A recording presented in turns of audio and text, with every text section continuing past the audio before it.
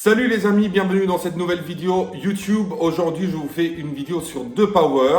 C'est une vidéo d'une longue série de vidéos que je vais faire sur cette émission parce que ça vaut le coup. C'est une émission exceptionnelle. Pas parce que j'ai participé, mais parce que vraiment, c'est une émission incroyable. Enfin, on a une date de diffusion parce que même moi, je ne savais pas. J'ai découvert comme vous que la diffusion de l'émission va être le début de Le début de diffusion de Power, ça va être le 1er avril à 19h50 sur W9. Je suis trop content, on vient de faire la conférence de presse de The Power il y a quelques jours. Et on a vu le premier épisode en avant-première, c'est pépite. J'ai tourné un mini-vlog de la conférence de presse et du coup je vais faire une vidéo aussi par rapport à ce mini-vlog. Je dois encore le monter, ce mini-vlog, et je vais commenter un petit peu avec vous le vlog. Mais ça va pas être dans cette vidéo. Dans cette vidéo, on va faire quoi? On va commenter le casting déjà. Du coup, je vais vous donner mon opinion par rapport aux personnages, aux candidats, aux players qui font partie du cast de l'émission. Ça va être une opinion liée à la première impression au moment où j'ai su qu'ils étaient là. Je ne vais pas vous donner mon opinion par rapport à ce qui s'est passé parce que vous vous doutez bien qu'il se sont passées plein de choses sur le tournage qui m'ont fait changer d'avis sur certaines personnes ou pas. Mais je n'ai pas envie de spoiler, je ne vais pas vous spoiler l'émission, c'est pas le but, je veux que vous regardez l'émission. Je n'ai pas envie de vous ruiner la diffusion de l'émission, du coup je vais vous donner mon opinion juste par rapport aux candidats au moment où je les ai croisés le premier jour de tournage. Et je vais vous expliquer un petit peu les règles de ce jeu parce que j'ai l'impression que personne n'a rien compris. Je reçois plein de messages, plein de DM sur Insta où vous me demandez les règles. Qu'est-ce qui se passe? Qu'est-ce qu'il faut faire? C'est vrai que pour le moment, les vidéos promotionnelles de l'émission ne dévoilent pas vraiment comment se déroule le jeu, comment le jeu marche. Vous avez juste compris qu'il y a un pouvoir et il faut découvrir qu'il y a le pouvoir. On va faire étape par étape, ok? On va commencer par commenter le casting. Alors déjà, il faut savoir une chose. Et tous les candidats de télé-réalité, ils ne peuvent pas nier ce que je vais dire maintenant. Quand tu es un candidat de télé-réalité et on t'appelle pour faire une émission de télé-réalité, la première chose qu'un candidat il fait, c'est de savoir qui va faire le tournage avant de partir. Parce qu'on est tous curieux, on a tous envie de savoir qui va participer à l'émission avec nous, s'il y aura des gens qu'on aime ou qu'on n'aime pas, qu'on a déjà croisés sur d'autres tournages ou pas. Et du coup, il y a l'enquête qui commence. Et je pense que tous les candidats, ils vont dire la même chose si vous leur posez la question. Du coup, tout le monde a enquêté, sauf moi, quoi. Parce que le problème avec moi, c'est que moi, je suis en contact avec personne du milieu de la télé-réalité, sauf Marois, et Vivian et très peu de gens.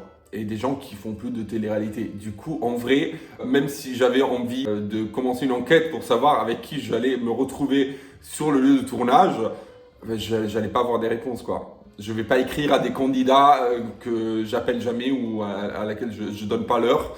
Ça va, tu sais qui participe à l'émission ou est-ce que tu vas faire de Power? Ils vont m'envoyer balader et ils ont même raison de le faire. Du coup, c'est vrai que moi, dans chaque tournage, je découvre le casting le premier jour, quoi.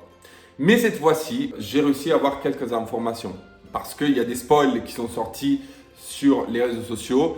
Au niveau du casting.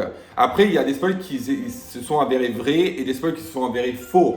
Mais au moins, j'avais un minimum d'informations par rapport au casting. Un minimum. Après, je ne savais pas si c'était vrai ou pas. Mais au moins, j'étais un peu prêt ou préparé à la bataille, quoi. J'avais vu sur les réseaux qu'il y avait Maïsan qui était sorti. Carla s'était sortie. Shayara, je pense qu'elle avait sorti l'info ou d'autres blogueurs, je ne me rappelle pas. J'avais vu Nicolas aussi qui était sorti, si je ne me rappelle pas, si je me rappelle bien, pardon. Les jumelles c'était sorti. Et en fait, les jumelles, elles vivent dans leur univers. Moi, je les adore, les jumelles. Mais au moment où on était à l'hôtel, parce que quand tu pars en tournage, tu es enfermé dans un hôtel quelques jours avant le début du tournage. On te fait partir et on te laisse à l'hôtel. Mais chacun a des hôtels différents. Tu es mis dans l'hôtel avec, au pire, des gens que tu connais déjà ou que tu sais qui vont participer à l'émission. Par exemple, moi, j'étais à l'hôtel avec Marois, parce que vu qu'on est meilleurs amis, on savait qu'on allait participer à The Power, bien évidemment. Du coup, ils nous ont mis à l'hôtel ensemble. Mais les autres, ils étaient dans des hôtels différents selon les amitiés. Par exemple, Maïsan, elle était à l'hôtel avec Carla parce qu'elles sont meilleures amies. Du coup, elles savaient les deux qu'elles allaient participer à l'émission. Le problème, c'est que les jumelles, elles étaient à l'hôtel eux deux, seules. Mais en fait, elles ont posté des photos à Séville, quoi. Nous, on était tous à l'hôtel à Séville. Du coup, on a capté qu'elles allaient participer. Ok, on l'a capté 2 jours avant le début de l'émission, mais quand même, voilà, la discrétion, les jumelles ne la connaissent pas. Moi, je les adore comme ça parce que, en fait, on nous dit ne faites pas des stories, ne vous montrez pas à l'hôtel, etc. Pas de photos, rien du tout. Et elle poste carrément des photos à Séville avec le tag de Séville. Elle postait des stories à Séville.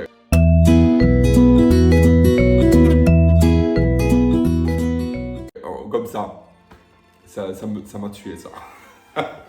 Du coup, la majorité du casting, je l'ai découvert le premier jour. Et je vais vous donner mon opinion par rapport à ce que j'ai pensé au moment où j'ai vu leur tête. Alors, on va commencer avec la personne que selon moi est la plus attendue du casting. Et c'est une phrase qu'il n'y a pas beaucoup de candidats qui auraient dit, parce qu'il y a beaucoup d'ego dans ce milieu et personne va admettre le fait qu'une personne est plus attendue que soi-même en tant que candidat.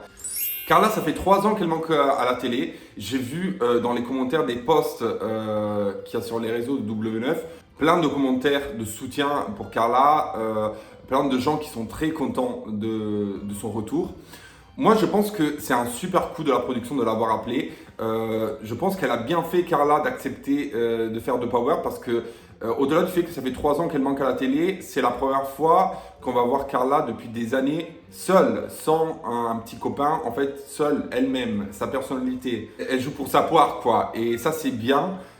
Aussi pour elle-même, pour montrer aussi des facettes de sa personnalité qu'elle n'a pas pu montrer peut-être dans le passé. Je pense qu'elle a extrêmement évolué dans les années. Quand j'ai découvert la présence de Carla, malgré le fait que ça avait été spoilé sur les réseaux, mais tu sais jamais si c'est vrai ou faux, alors au premier abord, ça m'a inquiété un petit peu, mais pas pour les raisons que vous pensez. Beaucoup de gens m'avaient très mal parlé d'elle, où ils parlaient entre eux très mal d'elle. Ça m'est arrivé dans des tournages précédents que j'ai fait, que le sujet Carla sort. Et en fait, les candidats qu'il avait croisés, je ne vais pas vous dire les noms et les prénoms de ces gens-là parce que j'ai pas envie de créer des guerres sur les réseaux sociaux ou de me faire attaquer en me disant que je fais ça pour le buzz, ça ne m'intéresse pas. Mais c'est vrai qu'on m'avait pas bien parlé d'elle. Il n'y avait pas beaucoup de mots gentils concernant Carla. Mais moi, en fait, je suis quelqu'un qui a envie de se faire sa propre opinion des choses. J'ai envie, en fait, d'avoir ma propre pensée. Je suis pas un mouton, je suis pas quelqu'un qui va suivre la masse. Si tout le monde dit que c'est pas une bonne personne, je vais penser ça d'elle. Du coup, je me suis dit, ça va être une bonne occasion de la connaître, vu que je l'avais jamais connue personnellement. Je l'avais jamais croisée sur un tournage. Je me suis dit, c'est ok, j'ai entendu des choses. Maintenant, on va voir qu'est-ce que j'en pense. Il y a beaucoup de gens sur les réseaux, au-delà des gens qui ont envie de la voir revenir à la télé, qui la critiquent encore sur cette histoire de la sorcellerie. On ne va pas se cacher. On connaît tous cette histoire. On a tous vu un peu cette histoire évoluer sur les réseaux sociaux dans les années passées. Moi, je trouve un peu minable de lui sortir encore cette histoire de la sorcellerie. J'arrive pas à dire ce mot. Je sais pas pourquoi, mais en fait on l'appelle sorcière, on dit ouais on sait déjà qui va gagner parce qu'elle a fait un tour de magie et tout ça. Alors moi je vous donne ma propre opinion, je pense que, moi je crois pas du tout à la sorcellerie, je pense que c'est des cagades. Moi je pense que, en fait elle s'est fait arnaquer. C'est ma propre opinion, hein. Après, il y a beaucoup de gens qui croient à la magie et tout. Moi, je ne crois pas du tout. Je pense que si elle a réussi à avoir du succès dans sa vie, si elle a réussi à s'acheter une maison à 1000 mètres carrés, si elle a réussi à gagner beaucoup d'argent et à faire beaucoup de télé, c'est grâce à elle-même. Parce que je pense que nous, on est maîtres de notre propre destin. Et je pense que le fait d'avoir eu affaire avec une magicienne, une sorcière, je trouve ça bête, quoi. Mais pas bête, parce que je pense pas qu'elle est bête, hein. Je pense que elle a payé beaucoup d'argent par rapport à cette histoire. c'est de l'argent un peu jeté par la fenêtre. Je pense vraiment qu'elle aurait pu vraiment percer. Et elle a percé, pas grâce à la magie, mais parce que vraiment, elle a un truc. Et du coup, voilà, moi je pense que on ne peut pas lui sortir encore cette histoire de la magie, de la sorcellerie, de l'âge de la pierre. Je pense qu'elle a évolué, je pense que on ne connaît pas tous les détails. Elle a écrit un livre qui a très bien marché, où elle explique un petit peu sa version des faits. On peut la croire ou pas, ça ne me concerne pas, je m'en tape. Et je peux vous dire que je me suis fait mon opinion par rapport à elle, et j'ai une très belle opinion d'elle. Franchement, moi, elle m'a rien fait de mal. Elle a toujours été cool avec moi. Je trouve que c'est une personne très sympa, et j'ai rien vu de négatif en elle. Ok. Après, elle a joué le jeu comme nous tous. Elle a bluffé comme nous tous. Et elle était dans le game, quoi. Du coup, mais dans le cadre du jeu. Mais elle n'a pas été mauvaise, je trouve. Il y a des gens qui ont été beaucoup plus mauvais qu'elle, hein, je vous assure.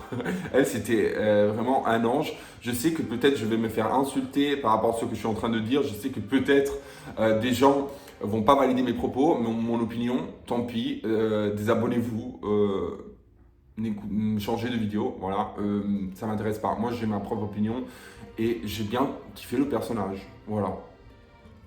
Deuxième candidat, Nicolas Lozina. Mon meilleur ami. Mon meilleur ami. Alors, moi, je vais vous expliquer. C'est vrai que j'ai jamais été en contact avec Nicolas en dehors des émissions qu'on a tournées ensemble.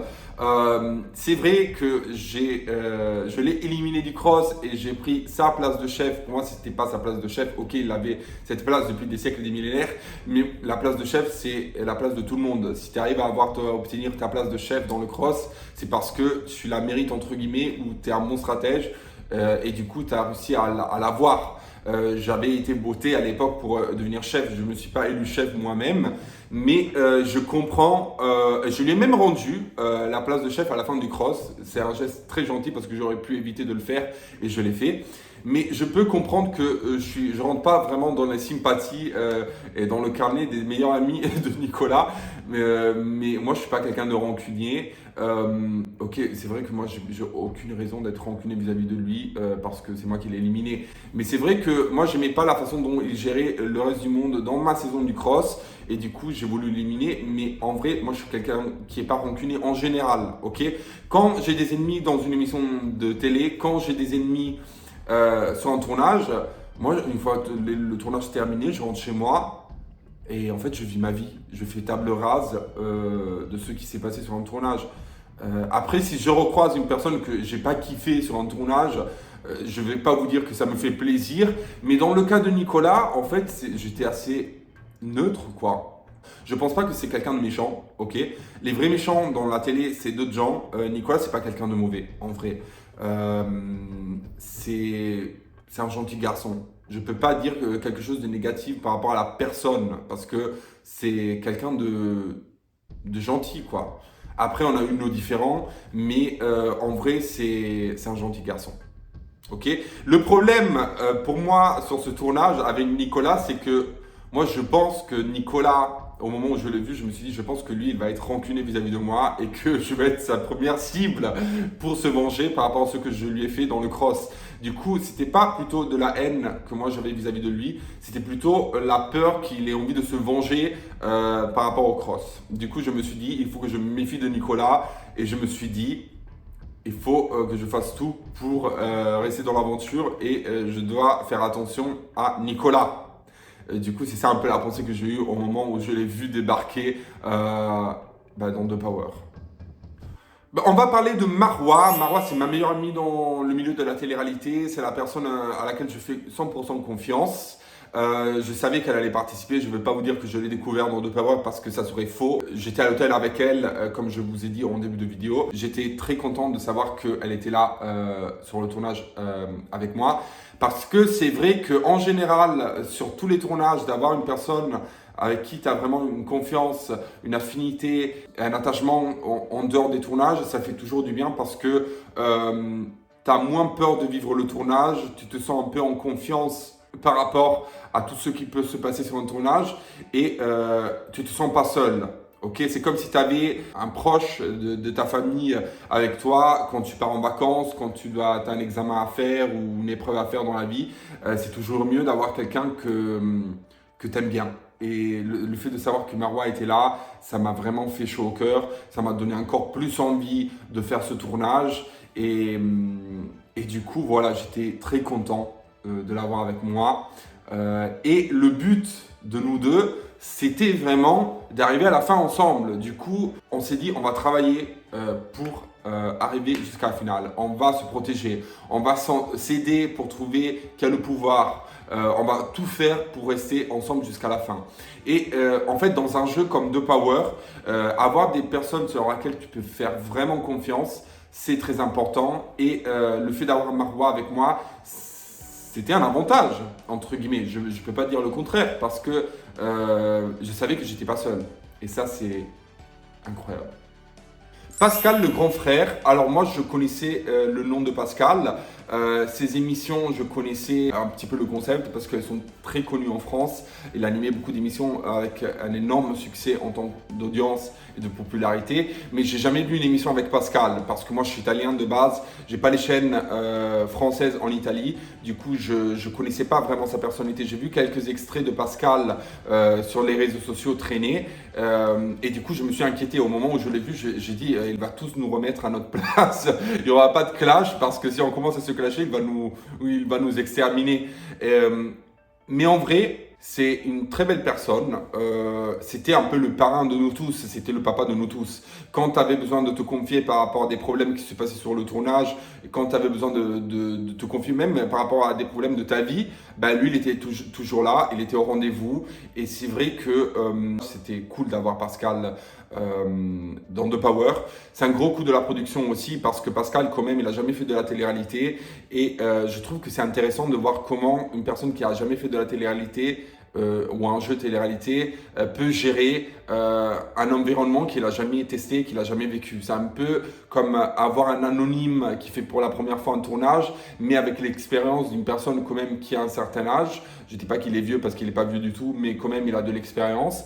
Et une personne qui quand même maîtrise la télé parce qu'il a fait beaucoup d'émissions de télé, il a fait beaucoup d'expérience à la télé. Du coup, c'est une personnalité très intéressante. La chose qui m'a perturbé de Pascal, c'est qu'en fait, tu as toujours l'impression qu'il dit la vérité. Tu as toujours l'impression qu'il ment jamais. Et dans un jeu où tout le monde doit mentir à un moment pour sauver ses fesses, pour avancer dans le jeu, en fait, tu te dis, au moment où tu lui parles, est-ce qu'il te dit la vérité ou est-ce qu'il est en train de te prendre pour un pigeon?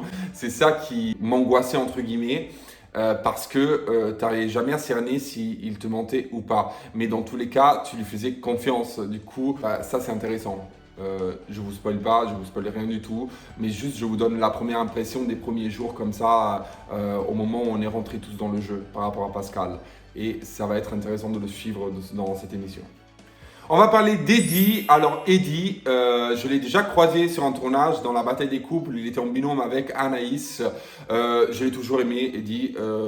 J'adore sa personnalité. C'est un soleil. C'est une personne marrante de ouf. C'est vraiment un personnage qu'il fallait sur ce tournage parce que vu le stress de l'émission, vu le stress du jeu, des moments de rigolade, ils sont nécessaires. Et c'est Eddie qui nous a ramené la rigolade et pas que Eddie, mais je vais parler de Yael plus tard. Mais c'est vrai que Eddie, je pense qu'il nous a tous aidés psychologiquement. C'était un peu la thérapie de Eddie, la thérapie d'une personne qui te fait sourire, qui malgré lui, il est marrant. Et c'est ça qui me plaît parce que lui, il veut pas faire rigoler les gens. Lui, il est rigolo de lui-même. Et je l'avais déjà vu dans la bataille des couples et je suis très content de l'avoir retrouvé sur ce tournage. Et c'est aussi son retour à la télé parce que depuis la bataille des couples, c'était en 2020, si je ne me trompe pas. Il n'a plus fait de télé et du coup c'est beau de voir des retours comme ça à la télé parce que c'est vrai que de croiser tout le temps les mêmes gens c'est un peu saoulant. Moi aussi peut-être je saoule beaucoup de gens parce que je suis assez présent à la télé. Ça fait quelques mois quand même que j'ai pas fait de télé-réalité parce que la dernière télé que j'ai fait c'était Love Island l'année dernière. Du coup quand même moi aussi je me fais un petit peu désirer mais c'est vrai que comparé à Eddie ça fait des années qu'il ne fait pas de télé. Tout le monde a envie de voir Eddie revenir à la télé et croyez-moi il y a des moments hilarants avec Eddie. Vous allez kiffer, je vous l'assure. On va parler un petit peu de Yael.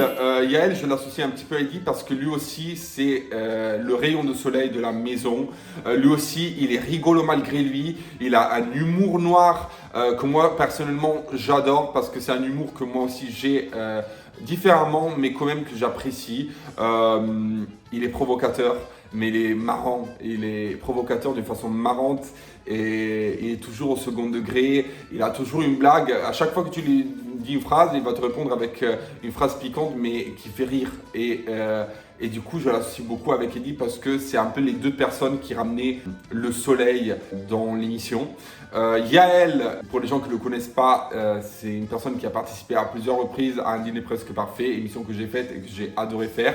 Et qui ne connaît pas la fameuse phrase « Vous voulez du spectacle, vous allez en avoir ». Mais c'est toi l'autre, c'est toi qui est censé nous animer ce soir. Vous voulez du grand spectacle? Vous allez en avoir. Écoutez, je vais vous demander de quitter les lieux. Moi, j'ai jamais vu les épisodes de Yael sur Un dîner presque parfait, mais l'extrait de Yael qui vire tout le monde de sa baraque dans l'émission, je l'ai vu traîner sur tous les réseaux sociaux à plusieurs reprises et ça me bute, ça me tue. Et vraiment, c'est bien de prendre aussi des personnes, des nouveaux candidats comme ça, qui ont fait des émissions comme Un dîner presque parfait, parce que dans Un dîner presque parfait surtout, il y a des pépites, il y a des candidats qui méritent vraiment de faire de la télé-réalité, d'être pris sur des tournages longs comme The Power, parce qu'ils ont des personnalités incroyables que les gens ils vont adorer. Moi, je pense que Yael, sincèrement, c'est un candidat qui va faire encore de la télé. Je suis sûr qu'il va faire les 50. Je vous dis rien, je ne sais pas s'il va le faire ou pas, mais moi je pense qu'ils vont le prendre pour les 50 parce que il est trop marrant.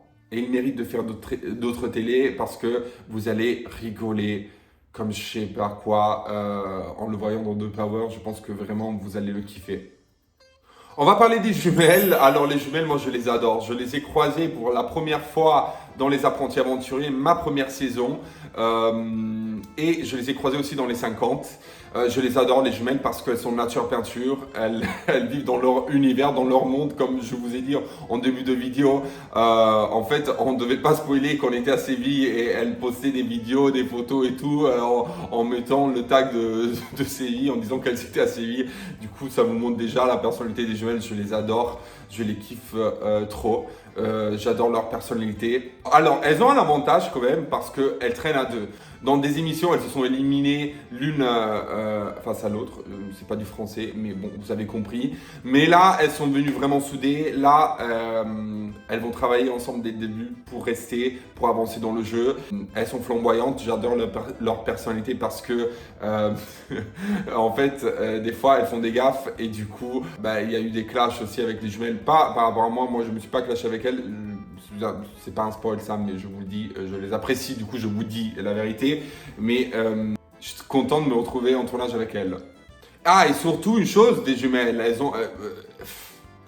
ce jeu de Power, il faut mentir, on est d'accord? Il faut bluffer, si tu as le pouvoir, tu peux pas révéler que tu as le pouvoir, du coup tu dois bluffer. Si tu n'as pas le pouvoir, mais en fait tu veux pas être ciblé, tu dois faire semblant d'avoir le pouvoir, c'est un peu ça, une stratégie qui peut marcher dans ce jeu. Le problème des jumelles, c'est que... en fait, elles n'arrivent pas à mentir. En fait, elles essaient de mentir, mais tu les crames en deux. Et la chose marrante, c'est que en fait, tu leur dévoiles un secret parce que tu as envie que les gens de la maison sachent le secret.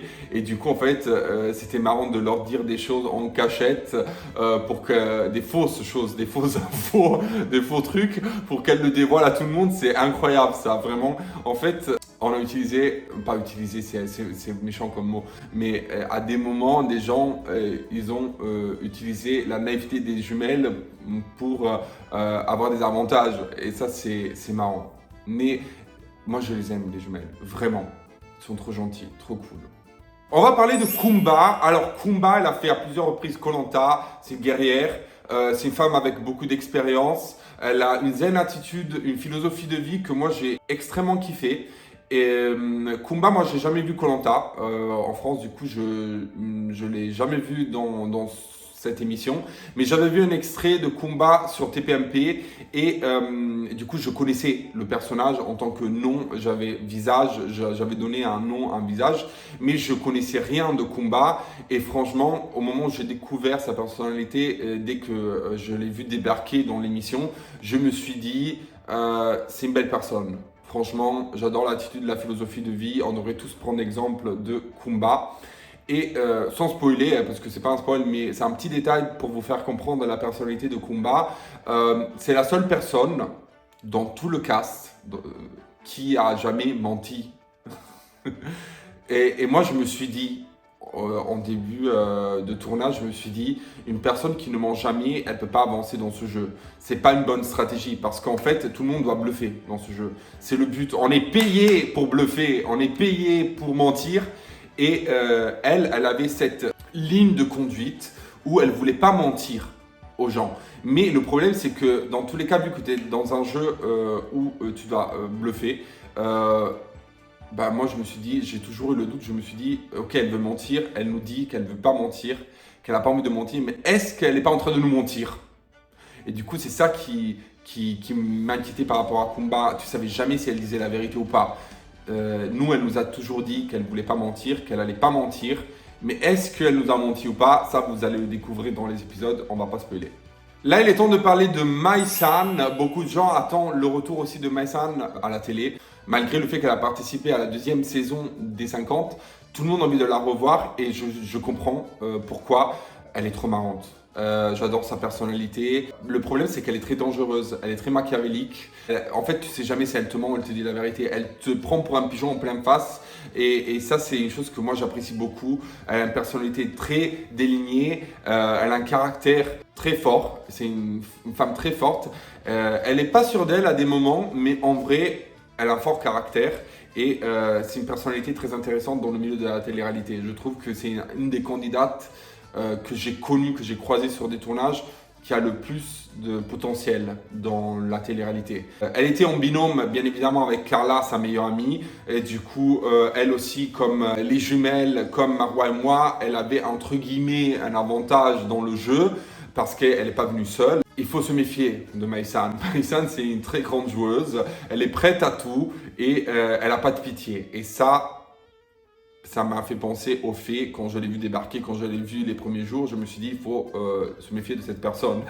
Il faut faire attention à cette personne parce qu'elle peut te la mettre à l'envers. En l'espace de 2 secondes, tu vas rien comprendre. Vous allez voir, vous allez être bluffé de Mai-san dans ce jeu. Malgré le fait qu'elle dit qu'elle a 147 milliards de QI. Alors, son QI, on l'a jamais vu. Je sais pas si vraiment elle est intelligente comme elle le dit, mais une chose est sûre, elle est très douée à mentir.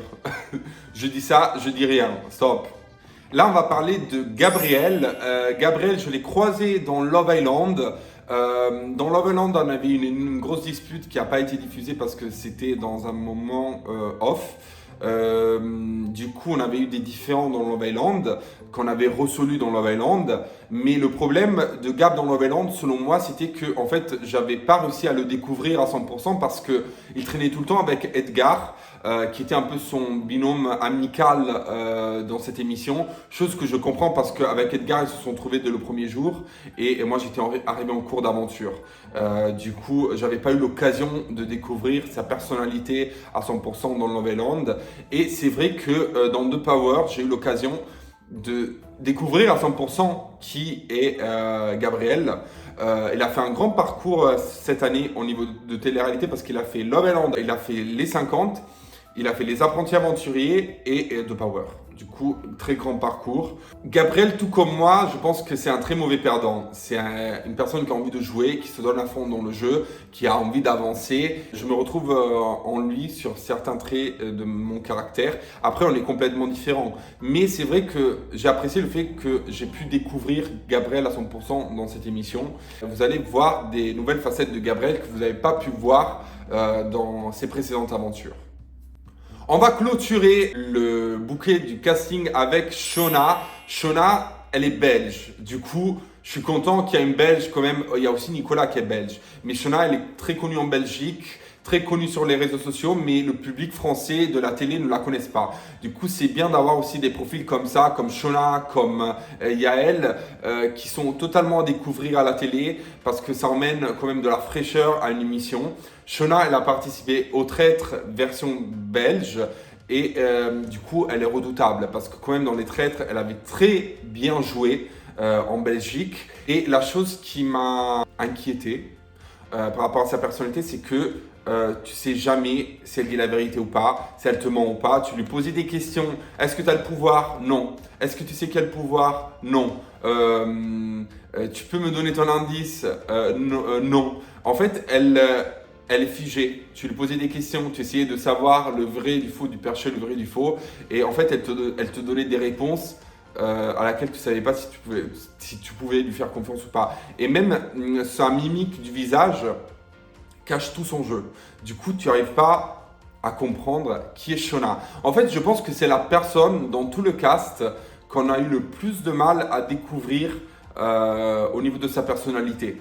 Parce qu'elle a vraiment bien joué et elle a vraiment bien caché son jeu. Et du coup, c'est une joueuse redoutable dans ce jeu, selon moi. En tout cas, très belle personne, humainement, au-delà du jeu, exceptionnelle. Là, je vais vous expliquer les règles du jeu parce que j'ai l'impression que personne n'a compris le concept du jeu. Tout le monde dit que ça ressemble à un mélange entre les 50 et les traîtres. Il y a des gens qui disent que c'est le jeu du loup-garou en télé-réalité. Alors non, je vais vous expliquer un petit peu comment ça marche le jeu, les règles du jeu, comment ça se déroule, etc. Comme ça, vous allez comprendre un petit peu mieux cette émission. Alors, le concept est simple. Une personne a le pouvoir et les autres, ils doivent démasquer la personne, sinon ils se font éliminer. Plus dans le détail. Alors, en début de semaine, Delta, une intelligence artificielle, nous appelle dans une salle où il y a des cartes. Ok ? Chaque candidat doit piocher une carte. Sous une des cartes, il y a un triangle rouge. La personne qui pioche la carte avec le triangle rouge a le pouvoir. Du coup, la sélection de la personne qui a le pouvoir est faite par le au hasard. Tout le monde a la même chance d'avoir le pouvoir dans le jeu. Du coup, il n'y a pas des avantages, il n'y a pas des gens qui ont plus de chances d'avoir le pouvoir que d'autres. C'est vraiment le au hasard. Ok ? Le nombre de cartes qu'on peut piocher est égal au nombre de joueurs qu'il y a dans le jeu au moment de l'élection du Power Player. Du coup, chaque semaine, il y a un départ. Du coup, chaque semaine, il y a une carte au moins qu'on peut choisir et qu'on peut sélectionner. Le tour à tour de la sélection des cartes, c'est nous-mêmes, nous les candidats qu'on choisissait. Par exemple, une personne avait envie d'aller en première, du coup elle le demandait, et nous on disait vas-y, tu pars en premier, moi je pars en deuxième, toi en troisième, etc. Du coup, le hasard fait les choses dans ce jeu. Et moi je trouve que c'est très bien parce que au moins c'est équitable. Avoir le pouvoir, est-ce que c'est un avantage ou un désavantage? Alors, le premier jour, en fait, on voulait tous le pouvoir. Mais avec du recul, je me suis dit, en fait, la personne qui a le pouvoir le premier jour, elle va devoir faire tout un travail sans avoir un exemple de ce qui signifie avoir le pouvoir. Comment tu peux gérer le pouvoir? Comment ça va se dérouler? Nous, on ne connaissait pas toutes les règles, tout ce qui allait se passer la première semaine. C'est un peu se jeter dans le vide. En fait, qui a le pouvoir a certains avantages, mais le désavantage, c'est que quand même, tu as des fortes chances de partir à la fin de la semaine. Si j'ai eu le pouvoir ou pas la première semaine, je ne vais pas vous le dire dans cette vidéo, bien évidemment. Mais je me suis dit dans ma tête, j'ai envie de voir la personne qui a le pouvoir, comment elle va gérer le pouvoir. Et surtout, quand en début de tournage, on était encore à 13. Du coup, il y avait moins de chances que je puisse partir si j'avais pas le pouvoir. Une fois que le Power Player est désigné, le Power Player peut prendre des décisions sur la vie en communauté et surtout les joueurs. Du coup, il avait le pouvoir sur nous tous. Et il pouvait faire des crasses à des gens, et il pouvait désavantager des gens, et du coup il avait le pouvoir sur tout, le déroulement de la vie dans la villa. Comment la personne qui avait le pouvoir prenait ses décisions?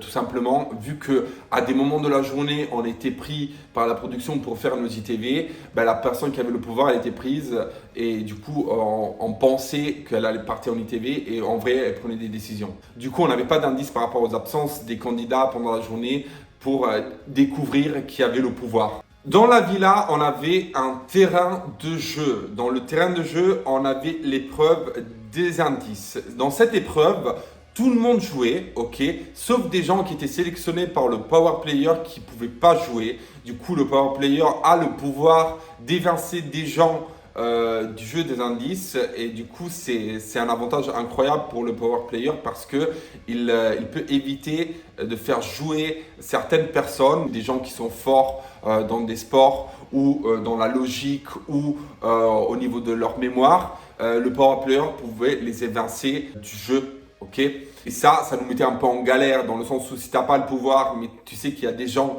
qui sont forts sur certaines épreuves, de les voir évincer, ça nous mettait un peu dans une crise collective parce que on avait tous, si tu n'avais pas le pouvoir, je me mets dans le cadre d'une personne qui n'a pas le pouvoir, on a tous envie d'avoir l'indice parce qu'on n'a pas envie de sauter et du coup le plus d'indices t'as, le plus de chances t'as de trouver qui a le pouvoir. Et du coup, dans le jeu des indices, on jouait tous en collectivité. Et si on gagnait le jeu, on avait un indice par rapport à qui détenait le pouvoir. Le problème dans ce jeu-là, c'est que même la personne qui a le pouvoir jouait.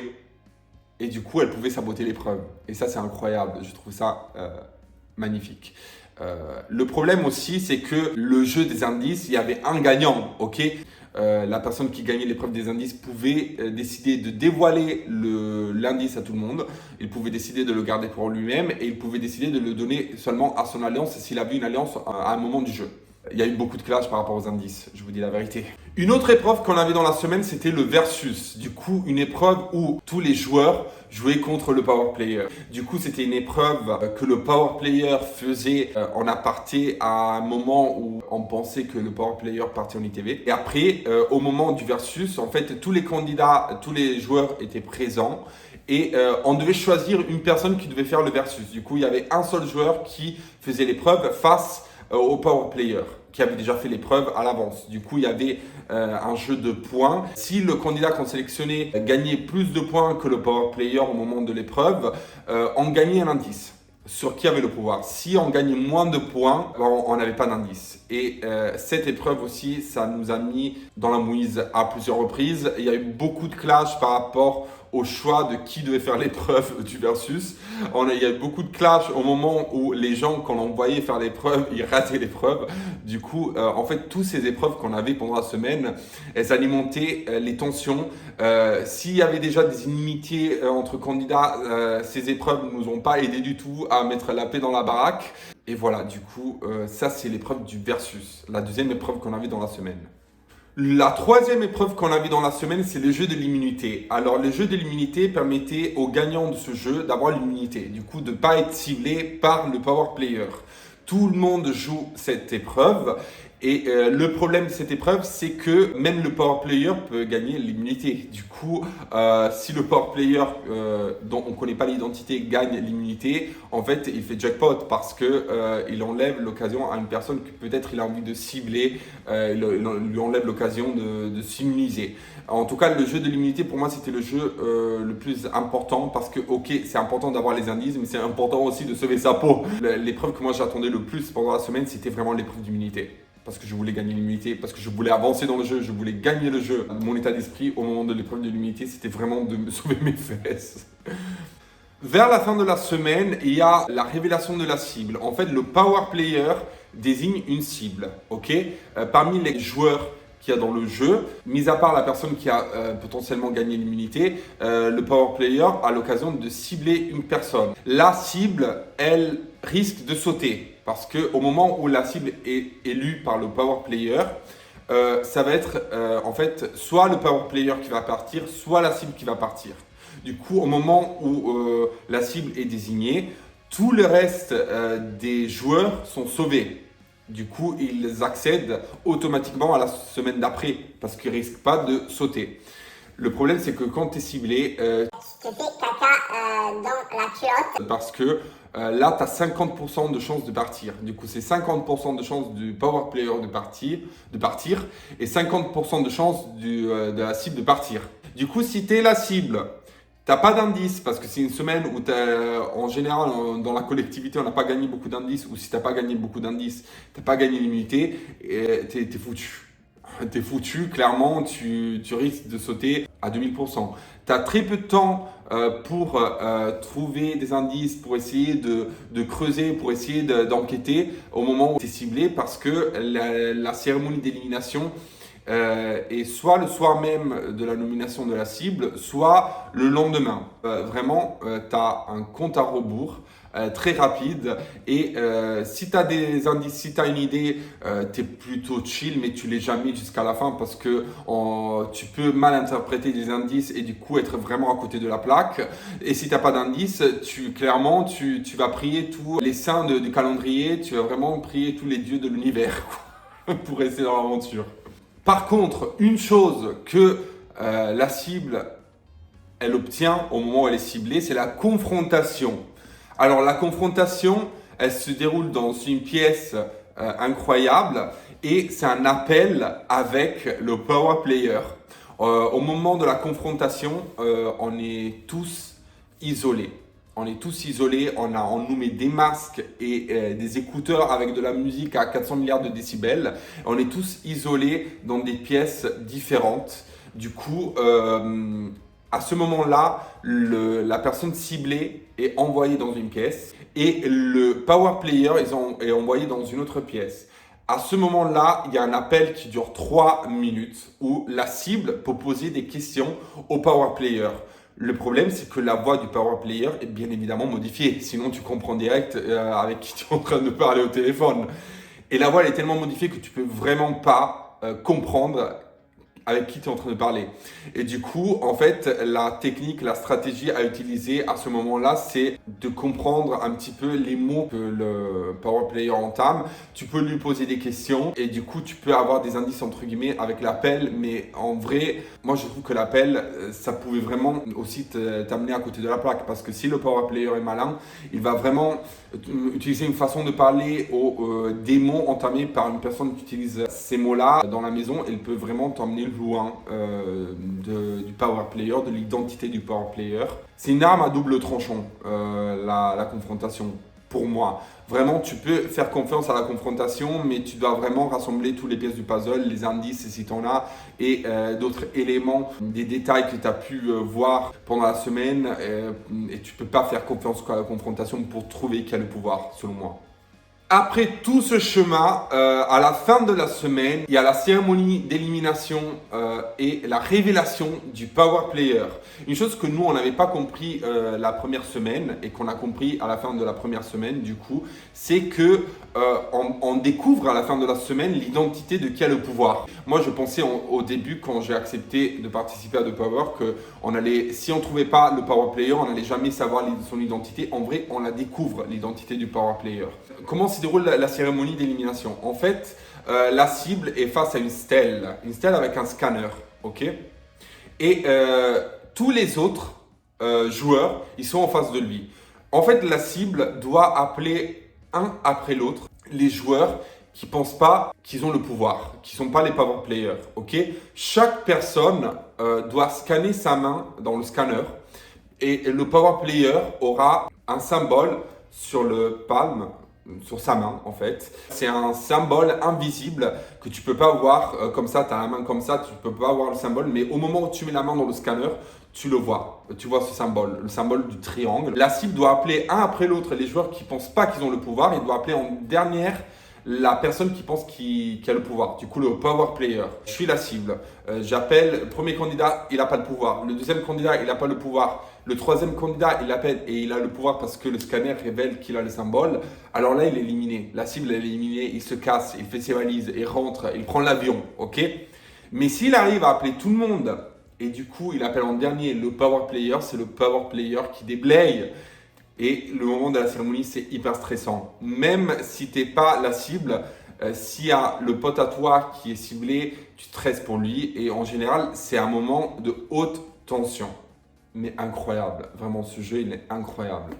Au moment de l'élimination, soit de la cible, soit du power player, tout recommence à zéro. La chose que moi j'ai appréciée dans The Power, c'est que chaque semaine, il y avait une nouveauté qui s'ajoutait au niveau des règles. Il y a toujours plus ou moins, c'est la même dynamique. Mais il y avait des nouveautés chaque semaine qui dynamisaient un peu le jeu. Du coup, en fait, chaque semaine est différente de la précédente.